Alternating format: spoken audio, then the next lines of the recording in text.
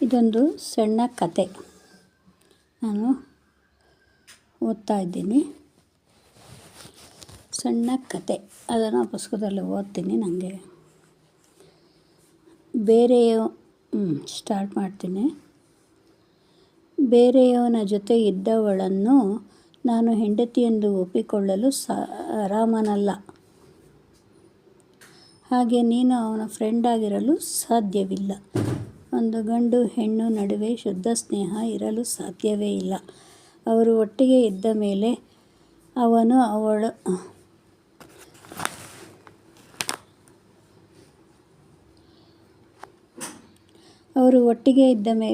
ಅವಳನ್ನು ಅನ್ನುತ್ತಾನೆ, ಹಂಗಿಸುತ್ತಾನೆ. ದಿನವೂ ಇದೇ ಜಗಳ ಅವರಿಬ್ಬರ ನಡುವೆ.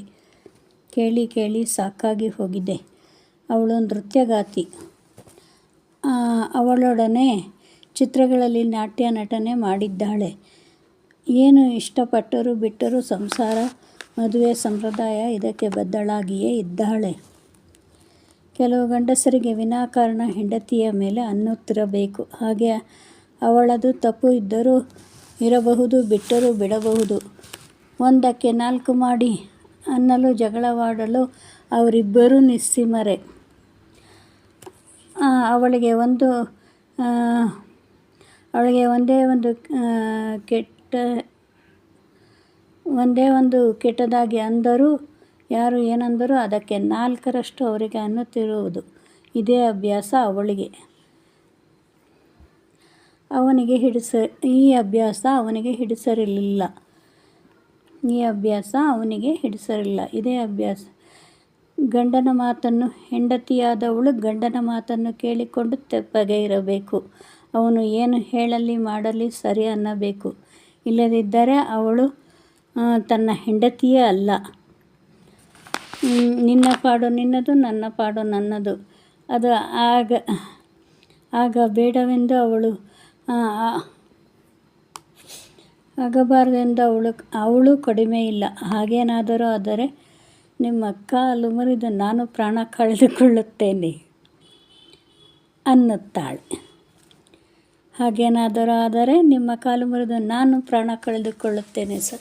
ಸರಿಗೆ ಸವಾ ಸೇರು ಹಾಕು ಮಾತನಾಡುವುದು, ಜಗಳ ಆಡುವುದು ಅವರ ಅಭ್ಯಾಸ ಆಗಿ ಹೋಗಿತ್ತು.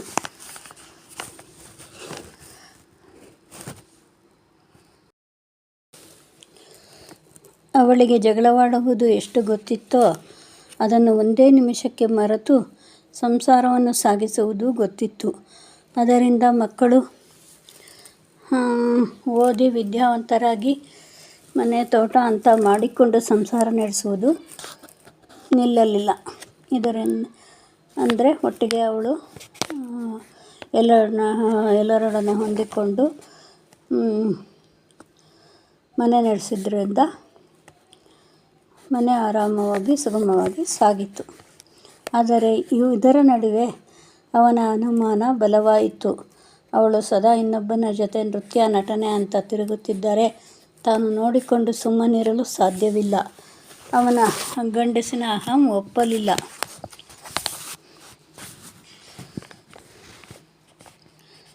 ಅವನ ದಾರಿ ಬೇರೆ ಆಯಿತು. ಅದಕ್ಕೆ ತಕ್ಕನಾಗಿ ಅಕ್ಕಪಕ್ಕ ಎದುರಿಸುವರ ಕುಮ್ಮಕ್ಕು ಸಿಕ್ಕಿತು. ಯಾರು ತಾನೇ ಒಬ್ಬರು ಏಳ್ಗೆ ಸಹಿಸುತ್ತಾರೆ, ಅವರಂತೆ ನಡೆಯಬೇಕು. ಅವರಿಂದ ಯಾವ ರೀತಿಯ ತೊಂದರೆ ಆಗಬಾರದು. ಎಲ್ಲ ಸಂದರ್ಭಗಳಲ್ಲಿಯೂ ತಮ್ಮದೇ ಮೇಲೆ ಅನ್ನಿಸಬೇಕು. ಹಾಗಾದರೆ ಅಂಥವರಿಗೆ ಮಾತ್ರ ಎಲ್ಲ ಸಹಾಯ, ಎಲ್ಲ ಥರ ಸ್ನೇಹ ಇರುತ್ತದೆ. ಇಲ್ಲದಿದ್ದರೆ ಅವರ ಮೇಲೆ ಅಸೂಯೆ, ಜಿದ್ದು ಎಲ್ಲವೂ ಶುರುವಾಗುತ್ತದೆ. ಇದರ ನಡುವೆ ಅವಳಿಗೆ ಇನ್ನೊಂದು ಅಡ್ಡಿ, ಅವಳ ಆರೋಗ್ಯ ಸಮಸ್ಯೆ. ಡಾಕ್ಟರ್ ಹೇಳಿದ ಪ್ರಕಾರ ನಾಟ್ಯ ನಟನೆ ಎಲ್ಲವೂ ಬಿಟ್ಟು ಮನೆಯಲ್ಲಿ ಇದ್ದು ರೆಸ್ಟ್ ಪಡೆಯಬೇಕು. ಸಂಪೂರ್ಣ ಎಲ್ಲ ತ್ಯಜಿಸಬೇಕು. ಆರೋಗ್ಯ ಸರಿಯಿಲ್ಲ ಅಂದ ಮೇಲೆ ಆರೋಗ್ಯ ಅವಳಿಗೆ ಸರಿಯಿಲ್ಲ ಅಂದ ಮೇಲೆ ಅವನು ಸಂಪೂರ್ಣ ಬದಲಾದ. ಇನ್ನೊಬ್ಬಳೊಡನೆ ಸಂಬಂಧ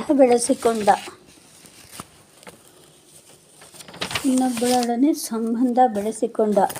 ಅದರಿಂದ ಅವರಿಬ್ಬರೂ ದೂರವೇ ಆದರು. ಎಷ್ಟೋ ಸರಿ ಅವನು ಅವಳ ಹತ್ತಿರ ಬಂದರೂ ಅವಳು ದೂರ ಬೇರೆ ಮಲಗಿದಳು. ಆದರೆ ಸಂಸಾರ ಮಾತ್ರ ಊಟ ತಿಂಡಿ ಕೆಲಸಗಳು ಮಕ್ಕಳು ಮದುವೆ ಕೆಲಸ ಎಲ್ಲ ಸರಿಯಾಗಿಯೇ ನಡೆಯುತ್ತಿತ್ತು.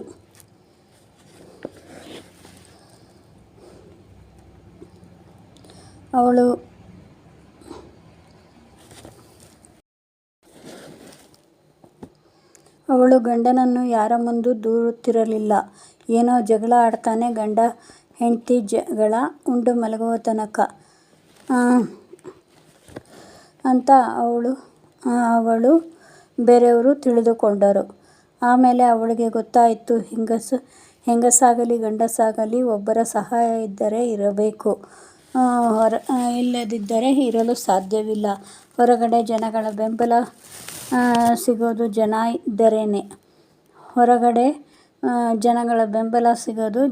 ಇದ್ದರೇನೆ. ಇಲ್ಲದಿದ್ದರೆ ಅವರಿಗೆ ಹೋಟೆಲ್ ಆಗಲಿ ಬೇರೆ ಕಡೆ ಆಗಲಿ ಹೋದರೆ ಮರ್ಯಾದೆ ಕೊಡೋದಿಲ್ಲ. ಇದಕ್ಕಾಗಿ ಸ್ನೇಹ ಅಂತ ಮಾಡಿಕೊಂಡರೆ ಮಿತಿ ಮೀರಿ ಹೋಗ್ತಾರೆ. ಇದರಲ್ಲಿ ಇಬ್ಬರದು ತಪ್ಪಾಗುತ್ತದೆ. ಜನರೇ ಈ ರೀತಿ ನೀತಿ ಮಾಡೋದಕ್ಕೆ ಬೆಂಬಲ ಕೊಟ್ಟಂತೆ ಆಗುತ್ತದೆ ಅಂತ. ಯಾವುದೋ ತಪ್ಪಾದರೂ ಅದರಲ್ಲಿ ಒಬ್ಬರದೇ ಇರಲ್ಲ, ಅದರ ಹಿಂದೆ ಮುಂದೆ ಸಾಕಷ್ಟು ಜನ ಇರ್ತಾರೆ. ಅದನ್ನು ಸರಿ ಮಾಡಿಕೊಂಡು ಸಂಸಾರದ ಗುಟ್ಟನ್ನು ರಟ್ಟು ಮಾಡದೆ ಸರಿ ಮಾಡಿಕೊಂಡು ಮಕ್ಕಳು ಮನೆ ಉಳಿಸಿಕೊಂಡು ಬೆಳೆಸಿಕೊಂಡು ಹೋಗಬೇಕಾದ್ದು ಇವರ ಕರ್ತವ್ಯ ಅನ್ನೋದು ಅವಳಿಗೆ ಸರಿಯಾಗಿ ಮನದಟ್ಟಾಯಿತು. ಹೌದು, ನಾವು ಬದುಕಬೇಕು, ಬೆಳೆಸಬೇಕು.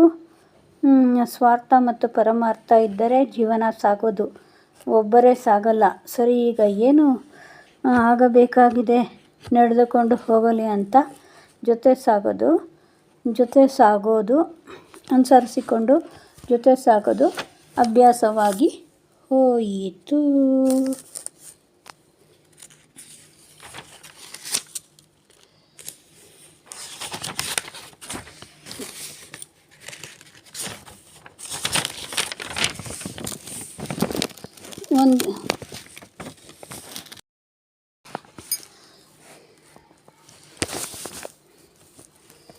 ಒಂದನ್ನು ಕಂಡ್ರೆ ಕಾಣದಂತೆ ತನಗೆ ಸಂಸಾರ ಮನೆ ಒಳಗೆ ತನ್ನದು ನಡೀತಿದೆಯಲ್ಲ ಅಷ್ಟು ಬೇಕಾದ್ದು. ಇಲ್ಲಿ ಯಾರೂ ನಡೆಸೋರಿಲ್ಲ, ಯಾರೂ ಬರೋ ಹಾಗಿಲ್ಲ.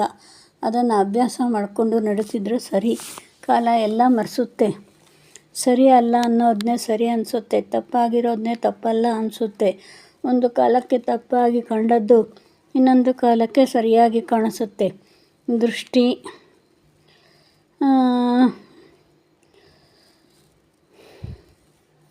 ಟೂರು ಹೋಗ್ತಾರೆ, ಹಬ್ಬ ಮಾಡ್ತಾರೆ, ಮಕ್ಕಳ ಜೊತೆ ಸಂತೋಷವಾಗಿಯೇ ಇದ್ದಾರೆ. ಅವರು ಹೊಂದಿಕೊಂಡೇ ಬಾಳುತ್ತಿದ್ದಾರೆ. ಅವನು ಅವಳನ್ನು ಬಿಟ್ಟಿಲ್ಲ, ಇವಳು ಅವನನ್ನು ಬಿಟ್ಟಿಲ್ಲ. 1000 ಜನ 1000 ಹೇಳಬಹುದು. ಫ್ರೆಂಡುಗಳು ಸರಿಯಾಗೇ ಇದ್ದಾರೆ. ಅವಳ ನಾಟ್ಯ ಪ್ರದರ್ಶನ ಇಂಡಿಯಾ ಹೊರದೇಶಗಳಲ್ಲೂ ಪ್ರಸಿದ್ಧಿ ಪಡೆದಿವೆ. ಅವಾರ್ಡ್ಗಳನ್ನು ಗಂಡ ಹೆಂಡತಿ ಕೂಡಿಯೇ ಹೋಗಿ ಪಡೆದಿದ್ದಾರೆ. ಮನೆ ಸಂಸಾರದ್ದು ಏನೇ ಆದರೂ ಗಂಡನ ನೋಡ್ಕೊಳ್ಳೋದು ಹಾಗೆ ನಾಟ್ಯದ್ದು ಅವಳ ಫ್ರೆಂಡುಗಳ ಜೊತೆಯಲ್ಲೇ ಇದ್ದರಿಂದ ಅವಳ ಕೀರ್ತಿ ಎರಡೂ ಉಳಿಸಿಕೊಂಡು ಹೋಗ್ತಿದ್ದಾಳೆ.